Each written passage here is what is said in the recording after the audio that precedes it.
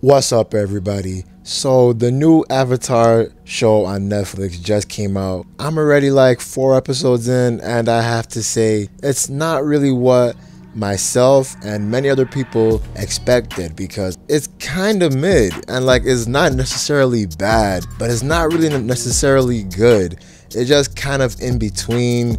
Like, I'll be honest with you, it's leagues better than the Avatar live action movie that happened like a couple years back, where that shit was god awful. It was complete trash. But it's not really at the level of the animated show, because the animated show had time to, develop the characters, develop the story, develop the world building. But the Netflix series for their episodes is pretty short. Like, most of their episodes are really like 55 minutes, like 51 minutes, and like it seems that they were skipping some a little integral parts of the show.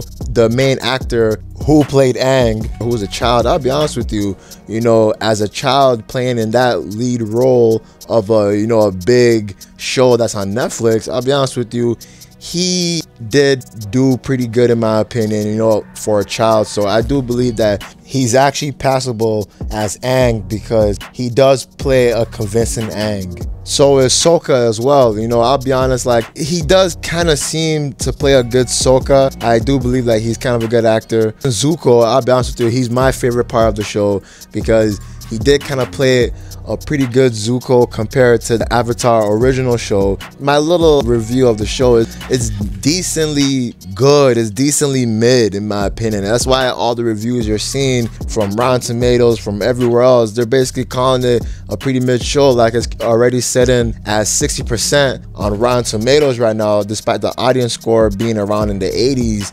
But like, all in all, it's just a decent show. And the reason why I made this video is because it's a show. The reason why it's decent is that Hollywood needs to stop making remakes of already established franchises or movies or TV shows, and it's getting annoying. Like, we recently saw One Piece, but One Piece was not bad. One Piece was a pretty good show, and the Rotten Tomato score is like at 85%.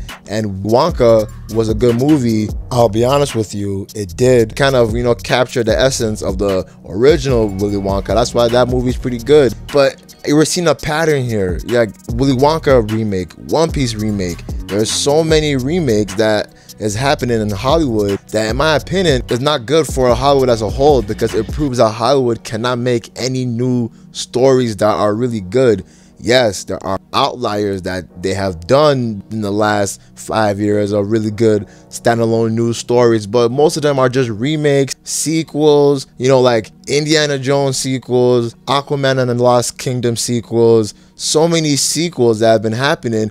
Hell, Dune Part 2 sequel, and I'm even hearing that a new Naruto remake is about to happen. So Hollywood needs to calm down on the remakes, because Avatar: The Last Airbender on Netflix suffers from it because of that. If Avatar: The Last Airbender on Netflix was a show that was original by itself, I would think that it will perform better critically, because it was not a bad show. It's a pretty decent show. It had some good emotional scenes, but it also had some scenes that fell flat. The CGI was pretty bad. It was kind of bad. It was almost as bad as the Marvels. Not too bad that it would go to the Flash, but it was a pretty bad CGI. It kind of looked like they were doing green screen at some point. I was like, damn. But ultimately, I'll basically grade it like the same grade of how everybody's grading it, like a 6 out of 10, 6, 7 out of 10, in between that. It's decently mid, but for a show that's an adaptation of Avatar,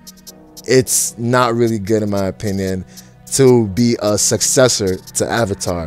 But that's the end of the video. I'm out. Peace.